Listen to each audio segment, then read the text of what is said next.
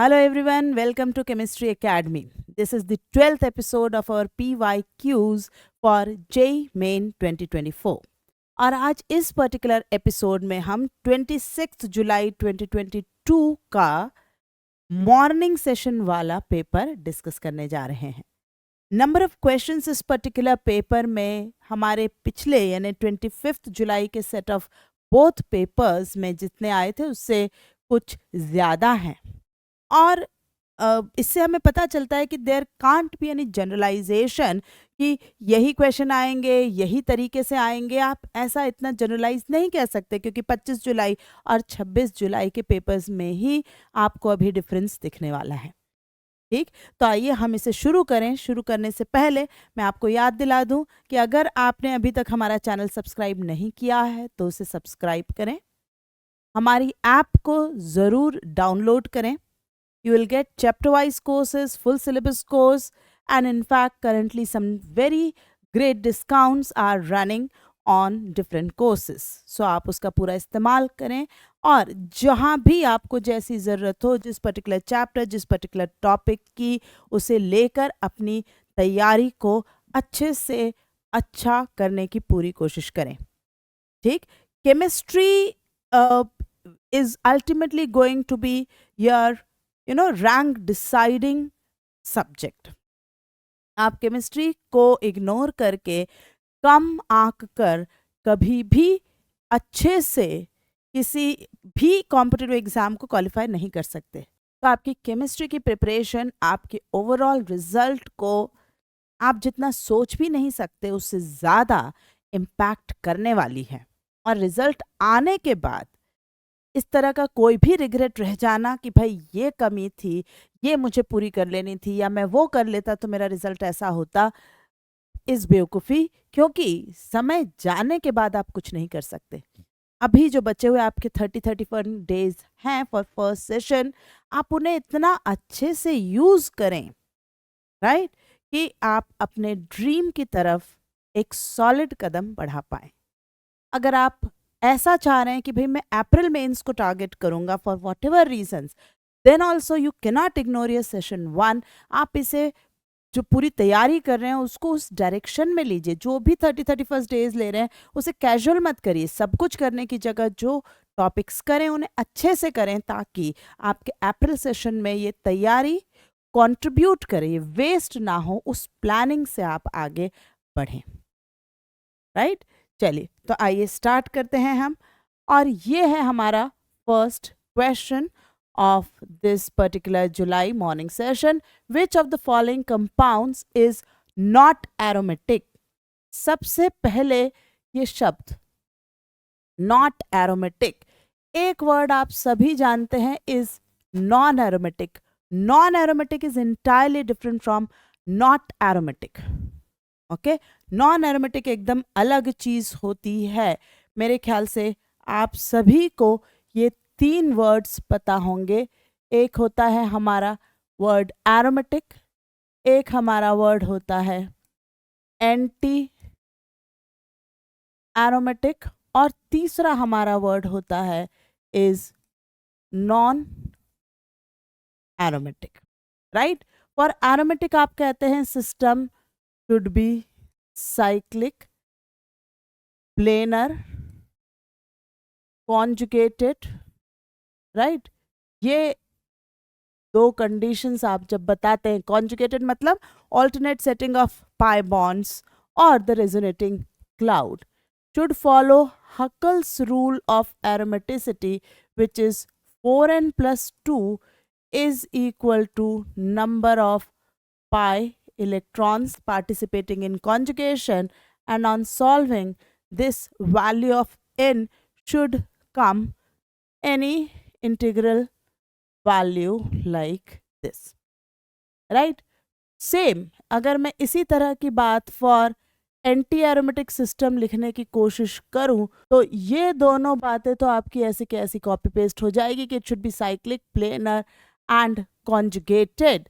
The only difference will be the Huckel's rule of anti-aromaticity is 4n is equal to number of pi electrons participating in resonance. और यहाँ आप जब solve करते हो इसकी value 1 2 3 इस तरह की इंटीग्रल वैल्यू आनी चाहिए। अब जब मैं बात करती हूँ नॉन एरोमेटिक सिस्टम की, तो नॉन एरोमेटिक का सीधा आप इस्तेमाल करें, it is like a dump yard. मतलब non aromatic anything for whatever reason, है ना, एनी कंपाउंड, रादर एवरी की जगह I write any compound CPD, any compound which is neither aromatic nor anti-aromatic is called non-aromatic। ठीक, is called non aromatic. जो ना तो aromatic हो ना एंटी एरोमेटिक हो वो सब चलेगा है नॉन एरोमेटिक में। बट इसकी जगह अगर आपसे शब्द हो कि व्हाट इज नॉट एरोमेटिक, तो नॉट एरोमेटिक यानी anything, any molecule which is not aromatic is not aromatic। मतलब इसका मतलब क्या बोले, ये तो आपने वही लिख दिया नॉट एरोमेटिक। इसका मतलब है that is non and anti aromatic, ये दोनों कंपाउंड्स जो हैं वो इसी पर्टिकुलर लिस्ट में जाएंगे कि they are not aromatic. They will be listed in not aromatic. Non aromatic is anything which is neither aromatic nor anti-aromatic, whereas not aromatic मतलब anything which is just not aromatic, है ना। अब हम यहाँ पर आते हैं कि यहाँ लिखा है which is not aromatic, they are not specifically saying कि it is non aromatic, हमें non aromatic नहीं बोल रहा है, not aromatic। अब हम एक एक को देखें। इस A वाले में अनायन मतलब 2 इलेक्ट्रॉन हम यहाँ काउंट करने वाले हैं, तो ये हो गया 4n+2 equal to 6, n equal to 1, है ना। तो ये कंपाउंड हमारा होने वाला है aromatic. Okay, this compound is aromatic. तो ये हमारा आंसर नहीं हो सकता। इस सेकेंड कंपाउंड पे आते हैं, प्लस मतलब 0 electron, so 4n+2 is taken as 2, correct? So n is 0, this compound is also aromatic। Moving to D, D में हम आए तो it is naphthalene। यहाँ पर आप 4n+2 इक्वल टू 10 लगाएंगे, n की वैल्यू 2 आएगी, है ना। तो ये कंपाउंड भी कैसा होने वाला है, ये भी होगा एरोमेटिक। अब ये जो कंपाउंड है C, यहाँ आपको देखने में तो लग रहा है कि it is 4n+2 equal to 10, but अभी जो मैंने आपको कंडीशन बताई थी कि it should be planar and conjugated, वहाँ पर रेजोनेंस पॉसिबल होना चाहिए, ये यहाँ नहीं हो पाएगी। ये कंपाउंड कहलाता है 10-एन्युलीन। ठीक, ये कंपाउंड है 10-एन्युलीन। और ये जो 2 हाइड्रोजन है, देखिए ये वाला जो पाई बॉन्ड है ना, दिस पर्टिकुलर पाई बॉन्ड ये ट्रांस ज्योमेट्री में है और ये वाला भी ट्रांस में है। इनके ये जो 2 हाइड्रोजन आपस में टकराते हैं उससे बनता है ट्रांस एन्युलर रिपल्शन, है ना। और इस ट्रांस एन्युलर रिपल्शन का नतीजा ये होता है कि ये मॉलिक्यूल जो है ये नॉन प्लेनर हो जाता है, non planar, and thus it is non resonating, उसमें रेजोनेंस भी नहीं रहता। So ultimately this particular C molecule है ना, ये जो 10 एनिलीन है, सी जो है ये नॉन प्लेनर और नॉन एरोमेटिक मॉलिक्यूल है, और नॉन एरोमेटिक भी नॉट एरोमेटिक का हिस्सा होता है. So answer is C. Okay, इसका आंसर होगा C. Answer for question number 1 is going to be C. Clear? Let's move to question number 2. Question number 2 is mechanism based. Halogenation of alkanes का detail mechanism हमसे यहाँ पूछा जा रहा है. Cl dot plus methane क्या बनना चाहिए, दैट इज द मैकेनिज्म. आइए इसे समझें. अब देखिए Cl डॉट जब अटैक करेगा मीथेन पर, मैं मीथेन को अगर ऐसे लिखूं प्लेनर समझने के लिए, I know it is tetrahedral और कैसे लिखना चाहिए, बट अगर मैं इस तरीके से लिखूं, मेरे पास दो चॉइसेस हैं.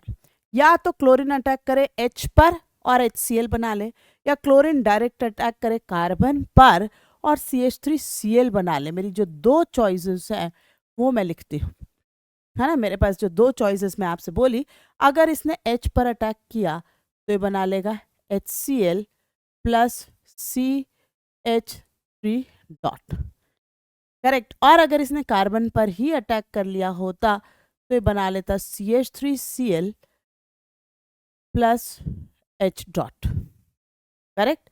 अब आप देख सकते हैं कि number of hydrogen is more, so probability of collision on hydrogen is more. That is point number 1. Point number 2, this carbon is much sterically hindered for attack of chlorine as compared to hydrogen, है ना. ये carbon अंदर है, hydrogens बाहर हैं. Hydrogens पे collision probability ज्यादा है. Ease of collision as for referred for steric factors ज्यादा है. तो डेफिनेटली ये चीज आपको देखने को नहीं मिलती, कभी भी नहीं मिलती. It is always the hydrogen which is attacked and it will forms HCl and this CH3 dot will be formed.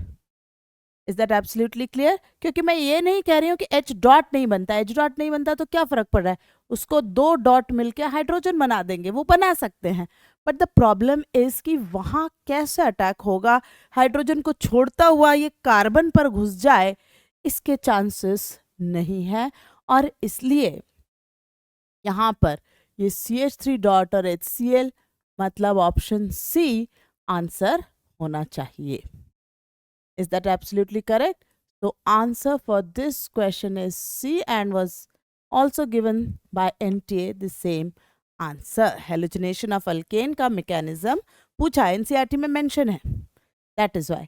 और इसीलिए NCERT के mention होने की वजह से यहाँ पर भी अगर आप देखें तो नॉन एरोमेटिक का ऐसा स्पेशल जिक्र एनसीईआरटी में नहीं है. That is why I think they use the word not aromatic rather than the word non aromatic, है ना. आप कहेंगे सी ट्रांस एनुलर रिपल्शन भी तो एनसीईआरटी में मेंशन नहीं है, यस, लेकिन by eliminating A, B, D from the choice you will end up to C. और आप इसे elimination करके कि ये नहीं हो सकता, ये नहीं हो सकता, ये नहीं हो सकता, इस तरीके से आप इस पर्टिकुलर क्वेश्चन को अप्रोच करके विद इन द एनसीईआरटी कर सकते हैं, है ना. आगे बढ़ते हैं. Question number 3, very very important question. काफी लोग ये पर्टिकुलर टॉपिक ही छोड़ जाते हैं, that is purification of organic compound. इसे बिल्कुल भी नहीं छोड़ें, इसे करें. एनसीईआरटी में गिवन चैप्टर है which technique among the following is most appropriate. इसका मतलब है सारी ही यूज तो हो सकती हैं या एक से ज्यादा इनमें से यूज हो सकती होंगी, लेकिन ये चाह रहा है कि कौन सी सबसे ज्यादा अच्छी या बेस्ट हो उसको आपको बताना है ना. किसका सेपरेशन करना है? In separation of a mixture of 100 milligrams of para nitrophenol. Para nitrophenol का स्ट्रक्चर आप सब जानते हैं, ये है पैरा नाइट्रोफिनॉल. और दूसरा क्या दिया है? Picric acid. Picric acid is 2,4,6 trinitrophenol. इन दोनों के डेटा मैंने यहाँ ऐड कर रखे हैं. Boiling point of picric acid is 300 degree and of para-nitrophenol is 279 degrees centigrade, which is very high, quite high for lab conditions.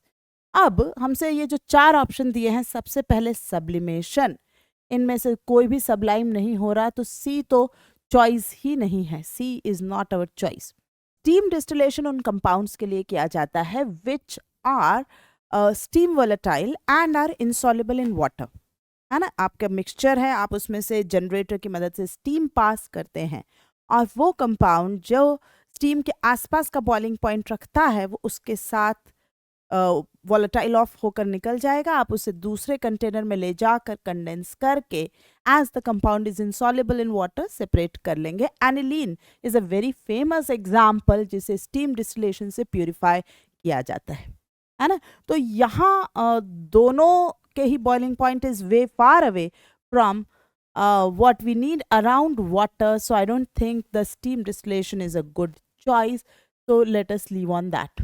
अब मेरे पास जो दो choices हैं, 2 feet long column of silica gel.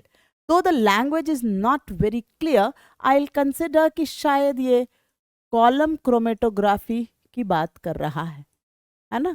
column chromatography की ये बात कर रहा है. अब जो कंपाउंड का अमाउंट दिया है वो है 100 milligrams, which is very small, और उसको ये सेपरेट करने जा रहा है 2 to 5 feet long, which is 2 feet भी लेगा तो इतना है ना, इतना तो 2 फीट इसे चाहिए ही, और या फिर 5 feet which is much bigger. उतने बड़े कॉलम से जब इसे पास करेंगे तो ये कंपाउंड की मात्रा जिसे सेपरेट करना है ये बहुत ही कम है. तो it is not the best, मजबूरी हुई तो करें वो बात अलग है, but TLC thin layer chromatography is going to be best. आप उस पर भी सिलिका जेल या एल्यूमिना का इस्तेमाल करके, है ना, एक स्लाइड पर आप क्रोमेटोग्राम डेवलप कर सकते हैं. ठीक, ये वही तरह की क्रोमेटोग्राफी है जो पेपर क्रोमेटोग्राफी जैसी एक आपको overall chromatogram on a glass slide develop होता है.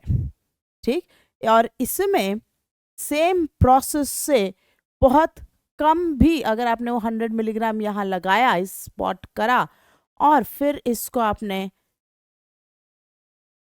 जो भी मोबाइल फेज देकर यहाँ से राइज करवाना शुरू करा, तो दोनों पैरानाइट्रोफिनॉल और picric acid will definitely separate out and will form different spots on this TLC plate.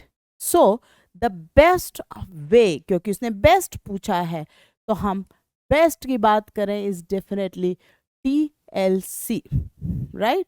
So answer for this question is D. TLC otherwise is also a very good method, क्योंकि जब आपके पास कम मात्रा में हो compound और उनको separate करना हो तो आप TLC को लीजिए. ये जो कॉलम क्रोमेटोग्राफी होती है इसका आप इस्तेमाल कर सकते हैं जब आपके पास जो कंपाउंड फॉर सेपरेशंस है उनकी अमाउंट थोड़ी सी ज़्यादा है. इतने कम अमाउंट पे इट इज़ नॉट सजेस्टिव कि आप उसे इस्तेमाल करें. The difference in the reaction of phenol with bromine in chloroform and bromine in water medium is, सबसे पहले what is the difference that we will observe. Phenol को अगर आपने ब्रोमिन इन क्लोरोफॉर्म लिया तो प्रोडक्ट क्या बनते हैं, और फिनॉल की रिएक्शन अगर आपने ब्रोमिन इन वाटर ली तो प्रोडक्ट क्या बनते हैं.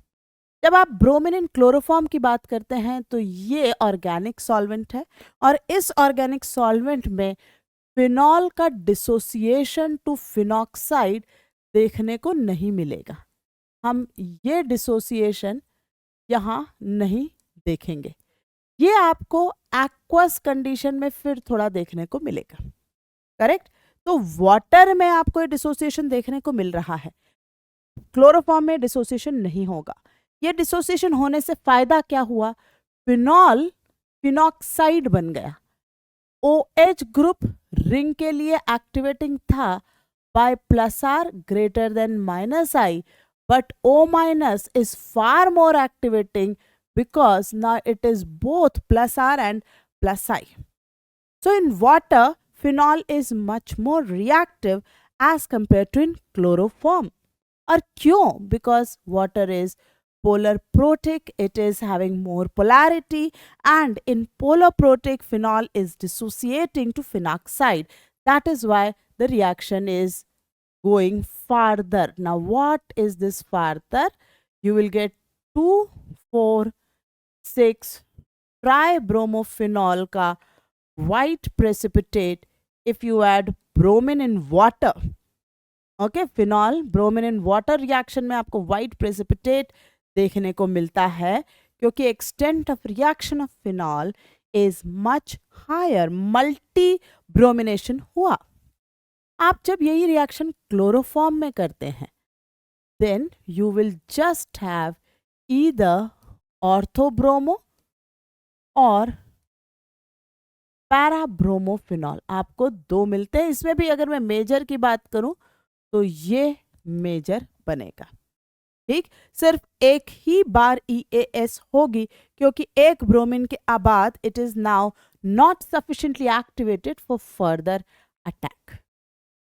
राइट, तो ये डिफरेंस किस वजह से आपको देखने को मिला? ऑप्शंस पढ़ते हैं. क्या हाइपर कॉन्जुगेशन की वजह से मिला? नहीं, इसका कोई रोल नहीं है. Polarity of solvent? Yes. Free radical? नहीं. Electromeric effect of the substance? No.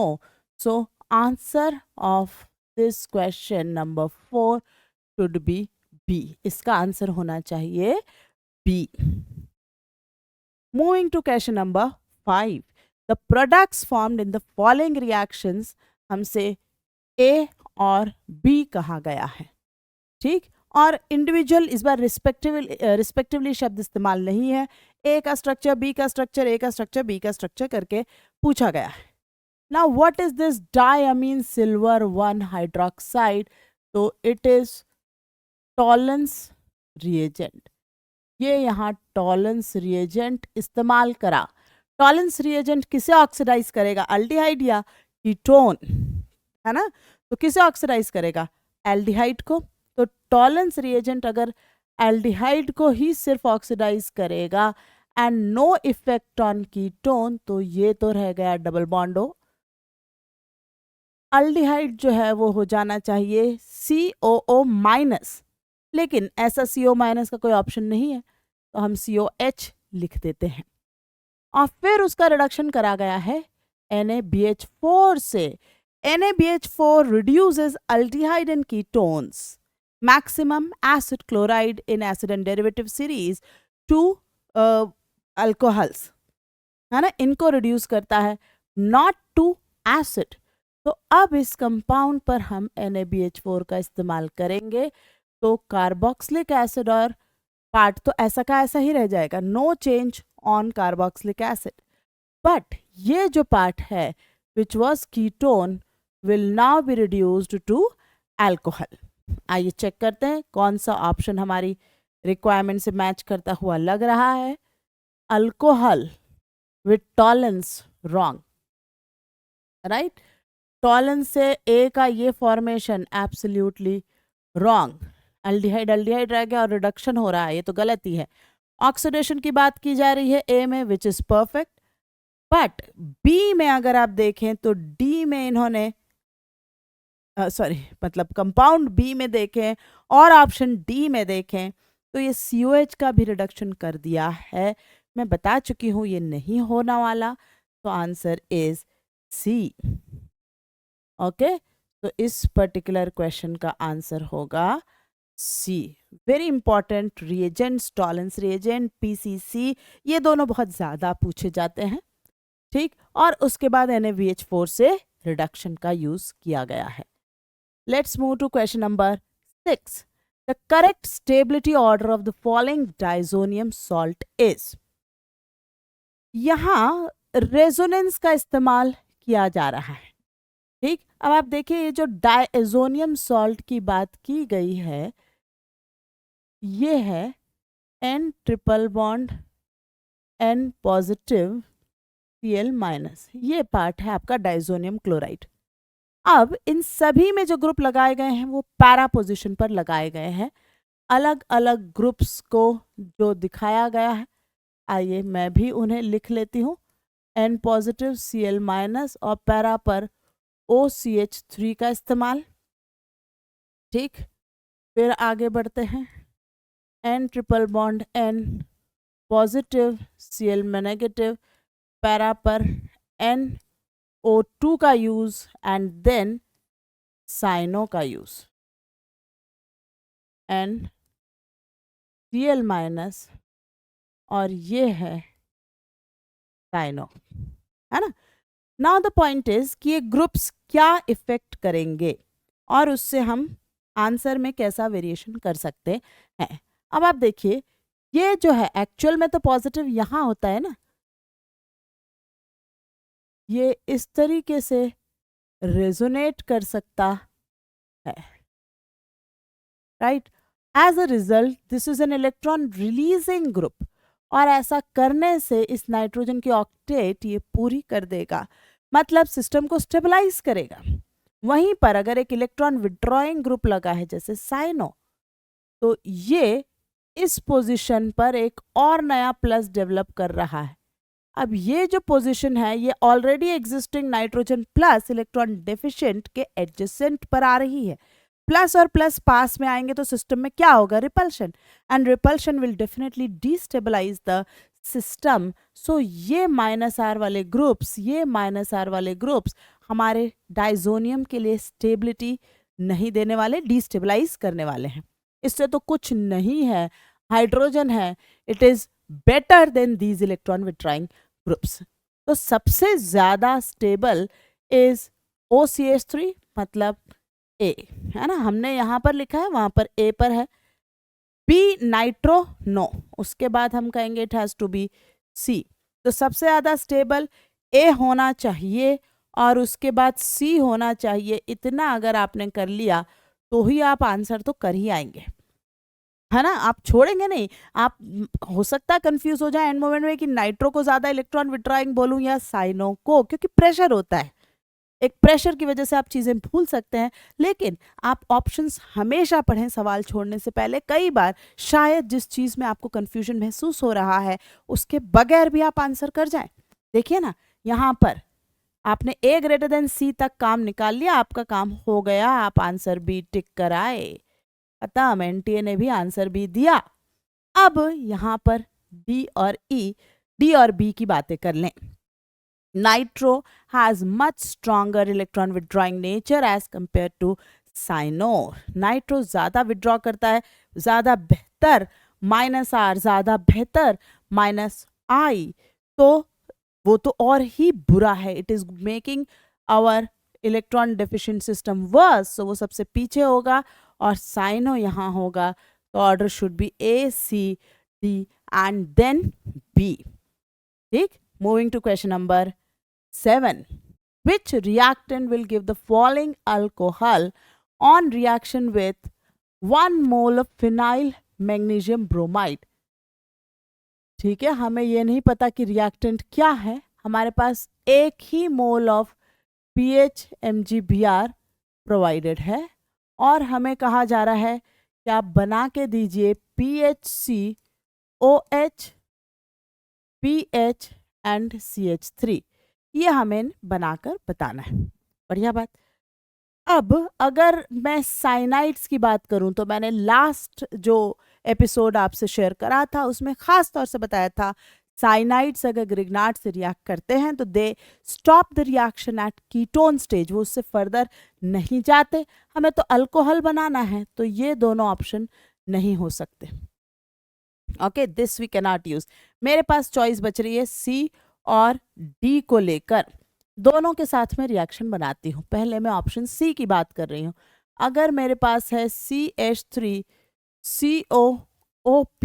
Which is ester, ester पे एक ही मोल ऑफ ग्रिग्नार्ड अगर यूज करें तो OPH अल्टीमेटली हटेगा। I am not going into mechanism, pi open pi close OPH, yes whatever, लेकिन CH3COPH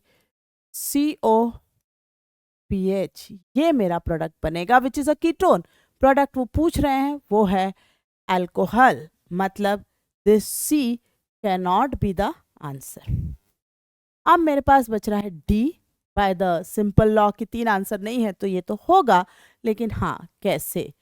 ये है ketone PHCO CH3 plus PH MgBr, PH will attack, ये पाई ओपन हुआ है ना, ये रिएक्शन होगी ईथर में PHCO माइनस CH3 PH जब followed by water followed by acidic hydrolysis दिया हुआ है, तो this will become PHC CH3 PH and OH. Yes, this is what was asked. So answer for this question is D. Right? इसका answer होगा D. Absolutely clear? यहाँ पर ये साइनों का रिवीजन मैं फिर से आपसे कहूँगी, साइनाइड्स पर अगर आप कीटोन का अटैक लेते हैं, एक ही मोल ऐड होता है और followed by hydrolysis it forms. Cyanide पे अगर आप ग्रिग्नार्ड का अटैक लेते हैं, एक ही मोल ऐड होता है, कितना भी आप एक्सेस डालें तब भी, और followed by hydrolysis they form ketones. Moving to this particular, the major product of the following reaction is, यहाँ कुछ चीजें ऐसी हैं जो डेफिनेटली एनसीईआरटी से ऊपर जा रही है, इस पेपर में है, जगह जगह है ना। जैसे अब आप बोलोगे बर्च तो दिया है एनसीईआरटी में, यस बर्च दिया है, लेकिन क्या सब्स्टिट्यूटेड बेंजीन्स पे बर्च दिया है? नहीं, सब्स्टिट्यूटेड बेंजीन पर बर्च नहीं दिया हुआ है, ठीक। और followed bye ethanol, followed by ethanol तो जस्ट आप जो अनायनिक सेंटर्स होंगे उनको OH का काम कर, उनको प्रोटॉन देने का काम करेगा। तो आपके पास है ये NO2 और ऑर्थो पोजीशन पर OCH3, ठीक। अब बर्च का जो पूरा मैकेनिज्म होता है उसमें इलेक्ट्रॉन ऐड होते हैं, है ना। मतलब मैं अगर थोड़ा सा आपको ब्रीफ करूं तो सोडियम जो इलेक्ट्रॉन देता है वो इलेक्ट्रॉन हम यहाँ जब ऐड करते हैं तो एक जगह बनता है रेडिकल और उसके पड़ोस में बनता है अनायन। हम इस रेडिकल अनायन को रेजोनेट कराकर दूर से दूर ले जाते हैं इस तरीके से। अमोनिया, ये रेडिकल ऐसे ही रहा, ठीक। Again we add one more electron. अगर मैं सीधे इथेनॉल में चली गई होती तो मेरे पास दोबारा इलेक्ट्रॉन ऐड करने के लिए रास्ता नहीं बचता। एंड देन अगेन अमोनिया, और ये आपका बन गया प्रोडक्ट हाइड्रोजन हाइड्रोजन, ठीक।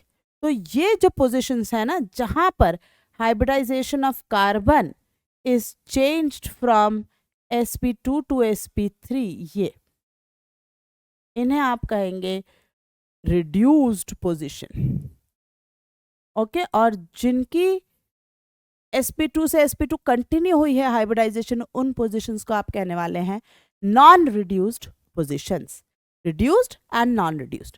तो आप ये देखिए कि जो रिड्यूस हो रही हैं उन पर बेसिकली प्रोटॉन ऐड होता है ना सॉल्वेंट से। तो सब्स्टिट्यूटेड की जब आपसे बात की जाए, ठीक, जब भी आपको सब्स्टिट्यूटेड के लिए सवाल पूछा जाए तो what you do is, let me give you a little short hand. मैं इसको एक बार इधर ले रही हूँ और शॉर्ट हैंड की बात करती हूँ, है ना। अब आपके पास मान लीजिए नाइट्रो की ही मैंने बात की, नाइट्रो अगर रेजोनेंस करता तो यहाँ पर डेल प्लस लाता, और जहाँ डेल प्लस लाएगा वहाँ तो एडिशन ऑफ प्रोटॉन नहीं हो सकता, राइट। तो जहाँ डेल प्लस आ रहा है वहाँ आप रिडक्शन नहीं करेंगे, ये अर्थ हो गया। पर अगर यहाँ पर आप कह लीजिए OCH3 है, अब OCH3 ये प्लस आर करेगा तो यहाँ डेल माइनस आएगा, तो यहाँ H प्लस का एडिशन होगा, राइट। यहाँ अगर H प्लस का एडिशन होने वाला है तो यहाँ H आपकी पोजीशन डिफाइन हो गई है कि इसकी ऑर्थो पर H प्लस आने वाला है और अल्टीमेटली H आता है दोनों पैरा पर। तो आप ऐसे आंसर कंक्लूड करेंगे कि ओके, ये इलेक्ट्रॉन रिलीजिंग ग्रुप जो है उसकी ऑर्थो पर हाइड्रोजन होगा, तो ये खुद किस पर रहेगा, नॉन रिड्यूस्ड पोजीशन पर, राइट। वहीं पर जब ये बात करें तो ये इलेक्ट्रॉन अपनी तरफ खींच रहा है, तो डेल प्लस तो यहाँ आ रहा है, सॉरी डेल माइनस तो यहाँ आ रहा है ना, तो NO2 अपने पास जो है वो हाइड्रोजन एक्सेप्ट करवाएगा। तो electron withdrawing group should be present at which position, on reduced carbon position. अब जो मैंने बातें बोली कि किसको कहाँ होना चाहिए, अगर इस चीज को आप यहाँ लगाएं, क्योंकि दोनों ही चीजें एक साथ प्रेजेंट हैं, कि एक है हमारे पास एरोमेटिसिटी तो जाएगी, सो एक है हमारे पास NO2, it should be at reduced position. मैं NO2 ऐसे लिख दूं, reduced position, and there is OCH3 which should be at non-reduced position.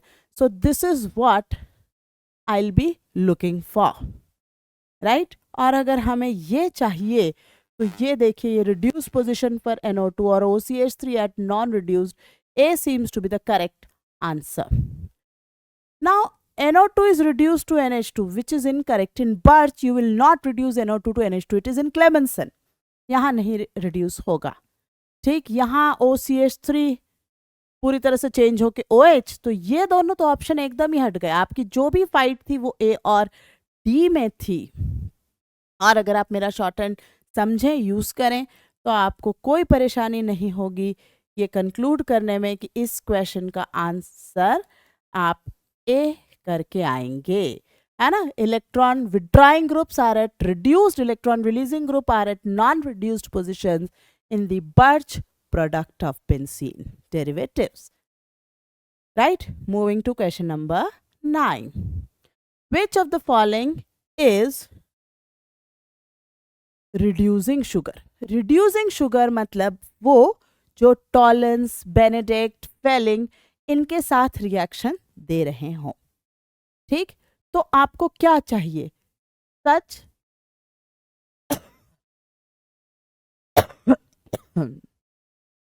Such option क्या सिलेक्ट करना है, such option which will have anomeric carbon as hemiacetal और हेमिकीटल।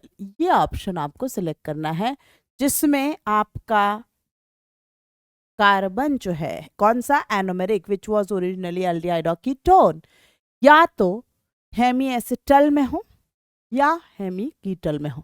आइए scan करते हैं। ये देखिए, ये कार्बन, इसके पास एक है OH और एक है OC, यस, तो this has hemiacetal linkage, है ना, एक OR और एक OH। यहाँ आते हैं, एनोमेरिक कार्बन वो कार्बन होगा जिसके पास 2 ऑक्सीजन अटैच है। देखिए इधर भी ऑक्सीजन, यहाँ भी ऑक्सीजन, ठीक। तो ये तो है आपका एनोमेरिक कार्बन। इस एनोमेरिक कार्बन का ये ऑक्सीजन भी कार्बन से कनेक्टेड है, ये भी, तो ये आपका हेमिएसिटल लिंकेज नहीं है। इसमें आइए, ये कार्बन यहाँ पर आपका हेमिएसिटल है, सॉरी एनोमेरिक कार्बन है। ये ऑक्सीजन कार्बन, ये ऑक्सीजन कार्बन, नो, तो नॉट आवर रिक्वायर्ड सेट। ये oxygen which is further attached to carbon, this oxygen further attached to carbon, so this cannot be a choice here. This is the anomeric OCH3, this cannot be a choice. So reducing sugar out of these 4 options is A. Okay, answer is A. You have to go through the revision series carbohydrate का lecture to understand this concept more clearly. मैंने वहाँ इसे बहुत detail, बहुत अच्छे से with proper different structures explain करा है और इसमें बहुत सवाल आते हैं। तो प्लीज़ स्पेयर योर 10 मिनट्स और रिविजन सीरीज़ में जाकर उसकी जो प्लेलिस्ट है वो मैं यहाँ अटैच करूँगी, इसके डिस्क्रिप्शन में आपको उसकी लिंक मिलेगी, वहाँ जाकर उस particular playlist of this particular channel आप देखें। और रिड्यूसिंग नॉन रिड्यूसिंग शुगर्स, म्यूटारोटेशन हो रहा है नहीं हो रहा, इस पर्टिकुलर कॉन्सेप्ट के डिस्कशन को आप ज़रूर से देखें और समझें। Moving to question number 10. Given below are two statements. One is labeled as assertion, other is labeled as reason. Okay.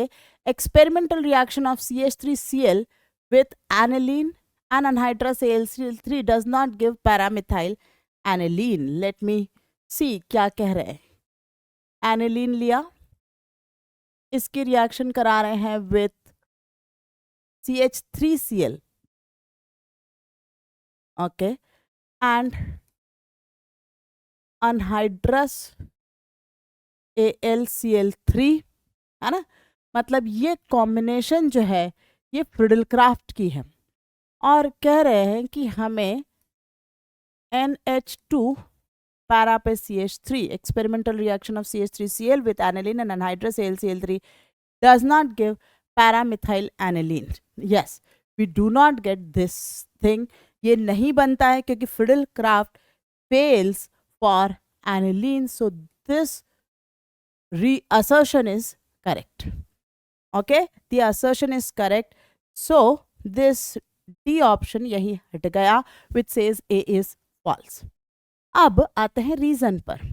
The NH2 group of aniline becomes deactivating because of salt formation with anhydrous AlCl3 and hence yields metamethyl aniline as the product.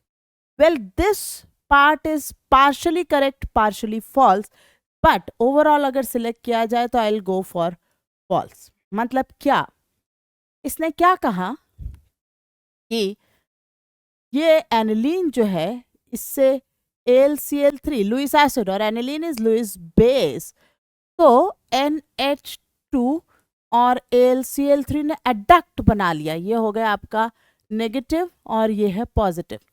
Nitrogen से positive आया, so now this group is acting as deactivating. Okay, और deactivated rings पर Friedel Crafts fail होता है, that is there except for haloalkane, halobenzene, उसको आप छोड़ दें, उसके बाद जितने भी हैं सब पर फ्रिडलक्राफ्ट डीएक्टिवेशन के कारण फेल होता है। अब इसने ये कहा कि NH2 group of aniline becomes deactivating because of the salt formation, यहां तक अगर स्टेटमेंट है तो ये ट्रू होता है ना, and hence yield metamethyl, that part is wrong, क्योंकि ऐसा नहीं है कि इस पर आपको मेटा पोजिशन पर CH3 मिल जाएगा, ये नहीं मिलता, so this part makes this statement false and therefore answer is C. Is that absolutely clear? इसलिए इसका आंसर C होना चाहिए, which is correctly given by NTA. No problem. Let's move to question number 11. In the presence of sunlight, benzene reacts with Cl2 to give X. आइए देखें, benzene chlorine की reaction sunlight, मतलब ये हो जाएगी radical addition reaction, और जो product बनता है वो सभी जगहों सभी पाई बॉन्ड्स पर हटकर क्लोरीन आ जाएगा, ये इस तरीके से Cl सब जगह पर आ गया। ये क्या बना, this is C6H6Cl6 also known as 666. Okay, it is I should say commonly known as benzene hexachloride BHC and is used as pesticide, insecticide in different zones or conditions.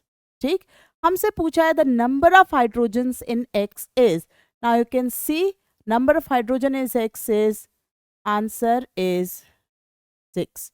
There are 6 hydrogens still left in the product which is formed after radical halogenation of benzene. अब अगर आप में से कोई भी सोच रहा है कि why not substitution, उसके लिए आपको सनलाइट नहीं AlCl3 अगर प्रेजेंट होता तो आंसर होता C6Cl6 हेक्साक्लोरोबेंजीन और तब ये आंसर होता 0। अभी इट इज परफेक्टली करेक्ट, यहाँ क्लोरीन एडिशन होगा, रेडिकल एडिशन मैकेनिज्म है और C6H6Cl6 बनेगा, राइट। चलिए, तो इसी के साथ हमारा ये 12th episode of PYQ discussion यहाँ ख़त्म होता है। ये पर्टिकुलर पेपर और इसी का इवनिंग सेशन भी, ये दोनों ही सेट अगर मैं ऑर्गेनिक के रेफरेंस में बात करूँ तो they were relatively on the tougher side as compared to other, है ना। और इसीलिए अलग अलग पेपर, आपकी किस्मत है कि आप किस पर्टिकुलर पेपर में अपीयर होते हैं।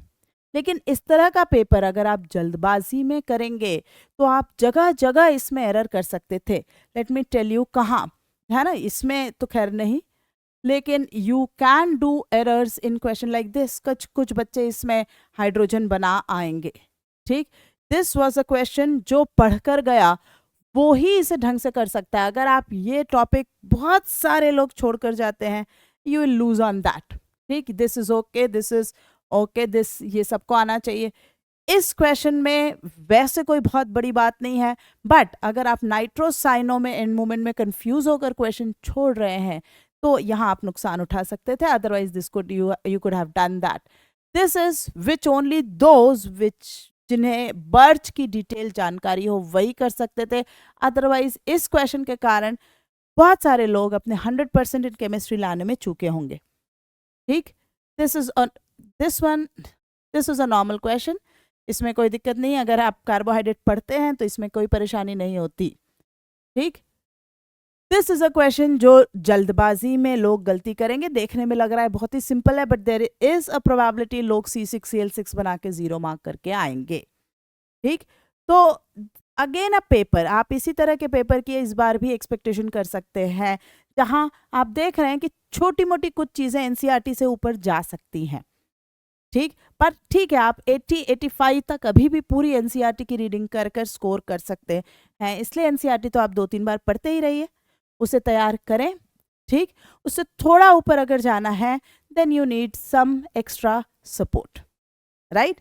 चलिए, तो फिर मिलते हैं नेक्स्ट एपिसोड नंबर 13 में इसी पर्टिकुलर डेट के इवनिंग पेपर के साथ। Till then you take care, but do not forget to hit the like button before leaving the channel and download our app for the detailed courses or the crash courses for J24, 25. In case if you want to plug in certain topics, you can definitely opt for certain very good chapter wise courses on our app. अगर आपको उन courses से लेकर कोई भी doubt, कोई भी problem हो, feel free to contact us through the chat box, and once you are in there we can definitely connect through telephone also. So see you again in the next episode of this series. Till then, take care. Bye bye. Thank you.